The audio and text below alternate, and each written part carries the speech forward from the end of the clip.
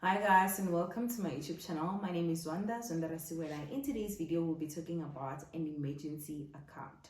This is also known as an emergency fund. It's more likely of the same thing, right?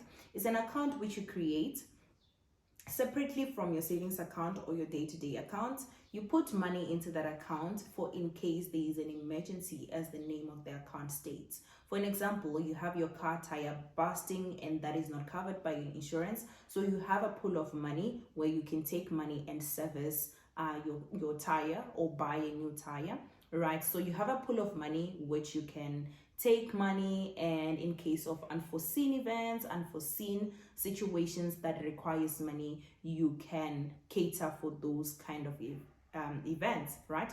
So in this video I'll talk about number one, why that is important. Number two, I'll talk about how do you estimate the amount of money that you need to put on your emergency account. Number three, what type of an account should you use to save your emergency fund, right? So let's get to it. So an emergency account is actually important because if you don't have it and that unforeseen event actually does happen, you have two options. One, you can go borrow money from your friends, which is a bad habit.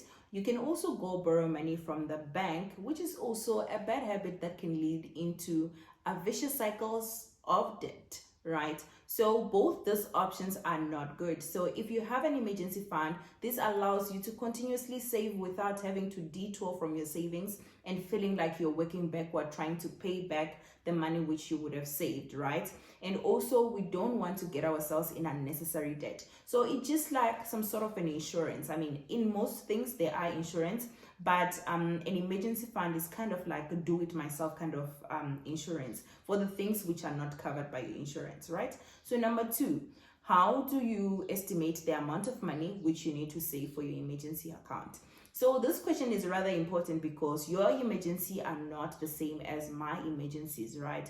I stay from Limpopo. I have to drive far back home in case there's something, right? And that requires fuel. It requires me to have money as well. So that is an emergency for me. For some people who stay closer to home, that is not an emergency. So first of all, you need to start by listing the type of things that could possibly be an emergency. Another example is if you have access for your insurance, right? Most car insurance do offer access, and if you do have that, you need to at least save that money on your emergency account just in case you get into an accident. You always have an amount of money to access your insurance, right? So if you don't, like I said, it will distract or strain your budget. Also, you can dip into your savings, which will make you work backward, or you can detour from your investing plan, which is, not a favorable thing, right?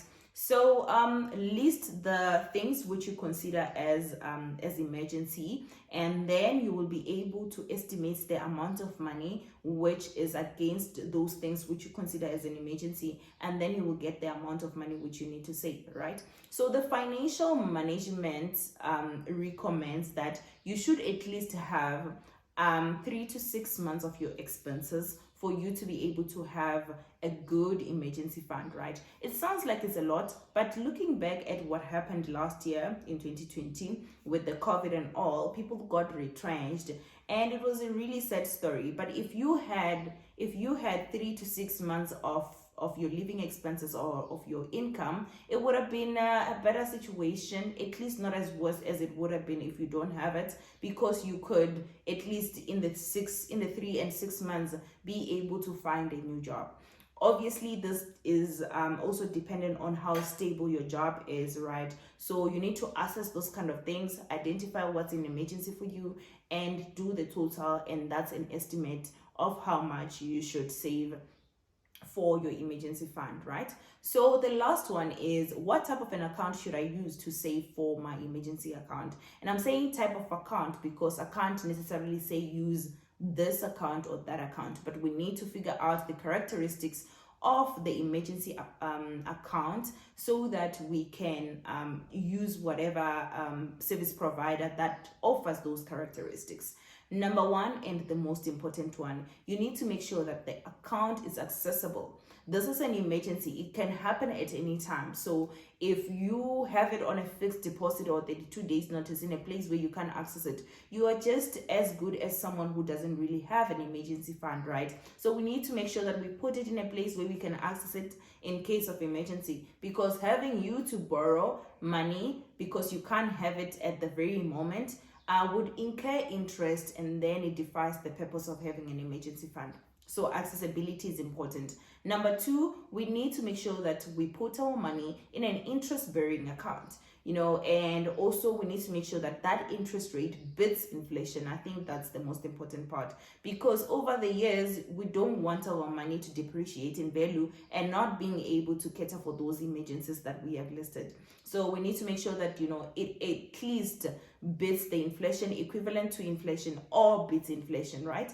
So another thing that I actually use personally is having to use my access bond as an account which I save for an emergency funds, right?